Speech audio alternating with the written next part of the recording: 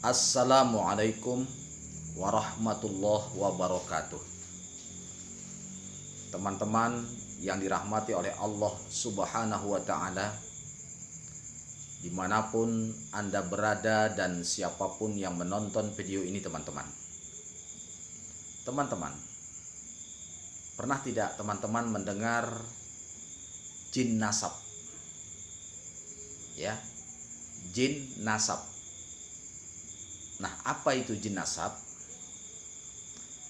Jin nasab itu adalah jin dari sebab keturunan.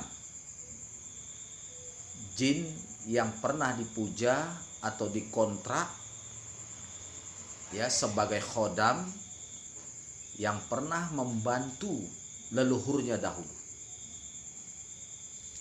Mungkin dulu leluhurnya itu kakeknya atau neneknya ya pernah memuja jin itu.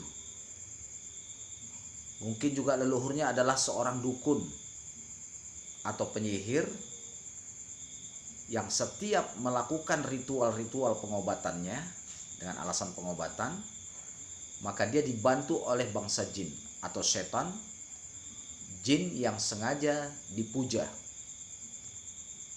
untuk membantu sang dukun sebagai khodamnya. Nah, namanya jin setan ya. Dengan cara seperti ini dia paling suka. Dia siap membantu dukunnya atau leluhurnya dahulu. Akan tetapi jin itu sendiri tidak mau gratis. Tidak mau pergi begitu saja, tidak akan mau. Dia pasti menuntut tumbal-tumbalnya atau imbalan-imbalannya, pasti dia meminta. Dan dia tidak pernah lupa dengan janji itu, dia akan kejar terus. Paling tidak janjinya adalah jin itu memberi syarat kepada dukunnya dulu. Apa itu misalnya? Kau kubantu untuk menyihir orang, untuk mengobati orang, kau kubantu.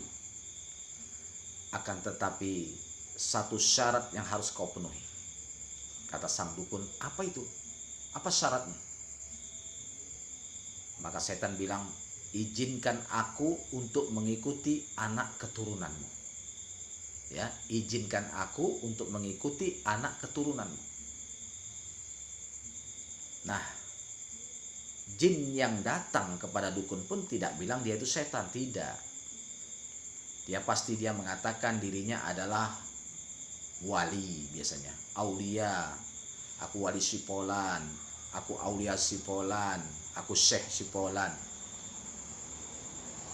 Itulah tipu-tipu setan, tipu-tipu iblis, sengaja ingin menyesatkan manusia, terutama dukunnya.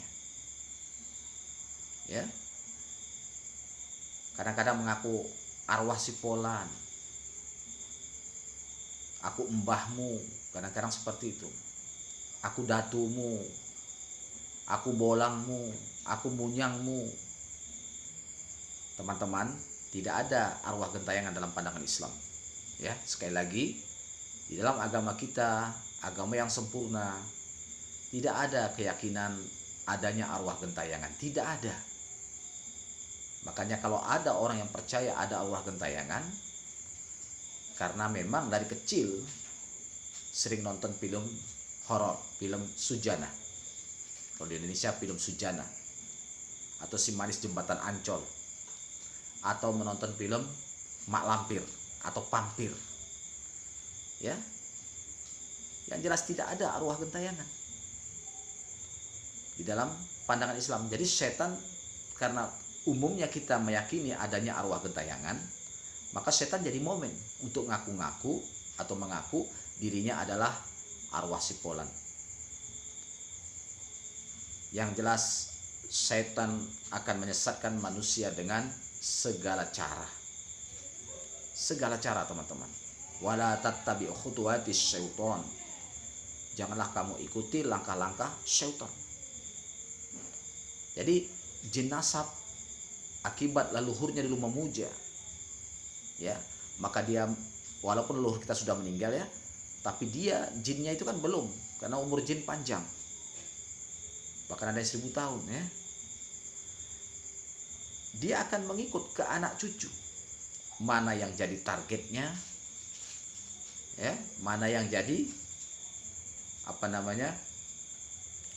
sasarannya, mana yang lemah. Kadang-kadang ya ada yang kesurupan, sering mengalami kesurupan tuh kadang-kadang.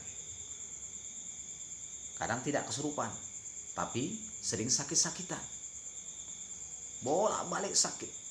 Bolak-balik ke rumah sakit, keluar rumah sakit. Tapi kadang dicek dokter tidak ada penyakitnya. Tapi dia merasakan sakit. Ini tanda penyakit gaib. Minimal sekali teman-teman, dia sering sakit kepala. Bahunya terasa berat. Jantungnya sering debar-debar, sering ketakutan, was-was, gelisah, susah tidur malam, mimpi buruk, mudah emosi, itu minimal.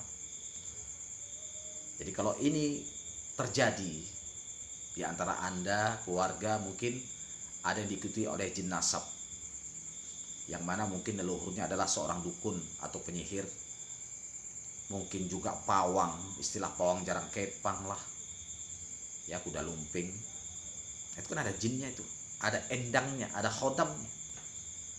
Dia akan mengikut ke anak cucu.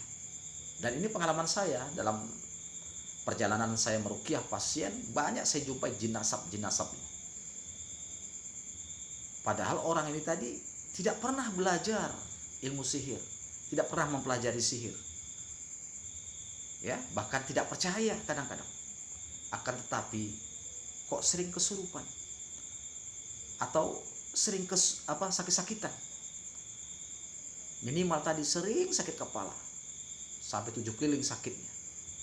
Kuduknya berat, jantung debar-debar, ketakutan, was-was, gelisah, susah tidur malam, mimpi buruk, mudah emosi. Ya, karena akibat leluhurnya pernah memujanya. Pengalaman saya teman-teman, dalam perjalanan ruqyah ada salah satu pasien, ya, seorang anak lajang sama anak gadis, ya, anak bujang sama anak gadis. Anak bapak itu saya tidak sebut orangnya, anak bapak itu ada 4 orang. Anak pertama bujang, lajang ya. Yang kedua gadis, kira-kira tingkat SMA ya, sekolah tingkat SMA. Kesurupan sampai 5 hari teman-teman, bukan tanggung-tanggung, kesurupan sampai 5 hari, tidak sadar-sadar. Dan diruqyahkan dengan peruqyah yang lain. Katakanlah teman saya tidak sebutkan orangnya, teman saya meruqyahnya sampai 5 hari, namun tidak clear. Akhirnya saya yang dipanggil, atas izin Allah saya dipanggil, saya ruqyah sekeluarga, si bapak, mamanya, adiknya 2 yang kecil-kecil, saya ruqyahkan semua ini dengan cara metode mandi air daun bidara. Saya guyur, saya bacakan ayat, saya ruqyah sambil saya siram-siram semua, saya kumpulkan anak, bapak, mama, ya semua. Ujungnya bapaknya yang kesurupan. Bapaknya yang kesurupan. Spontan anak tadi sadar dua-dua. Si bujang sama si gadis tadi dua-dua sadar spontan. Akhirnya jinnya mengaku dari mana? Dari leluhurnya. Dari leluhur orang tuanya, dari kakek. Karena pengakuannya memang pernah diisi oleh kakeknya, ditransfer oleh kakek. Padahal mereka ini sholatnya rajin, Masya Allah, ibadahnya rajin, kuat agamanya. Akan tetapi itulah jin nasab, jin leluhur. Akibat pernah dipuja, akhirnya menyerang kepada anak atau cucunya. Dengan izin Allah, jinnya saya dakwahi. Saya dakwahi untuk masuk Islam, mengucap syahadat ya, akhirnya keluar dengan izin Allah. Cukup sekali ruqyahnya, itu udah ada ceritanya ya, setahun lebih yang lalu sampai sekarang, alhamdulillah. Nah inilah ya jin nasab, diantaranya salah satu penyebabnya adalah jin nasab atau jin dari akibat leluhurnya. Ya. Yang jelas setan itu musuh yang nyata. Innahu lakum aduwwum mubin. Sesungguhnya setan itu adalah musuh yang nyata bagimu. Oleh karena itu, kalau terjadi di antara Anda atau keluarga Anda diikuti oleh jin nasab, tidak ada solusi lain kecuali diruqyahkan. Ya, diruqyahkan. Kalau bisa ruqyah mandiri, tapi kalau tak bisa karena berat, tidak ada salahnya Anda mengundang praktisi ruqyah tapi yang syariah. Demikian saja teman-teman, mudah-mudahan video saya ini bermanfaat. Barakallahu fikum.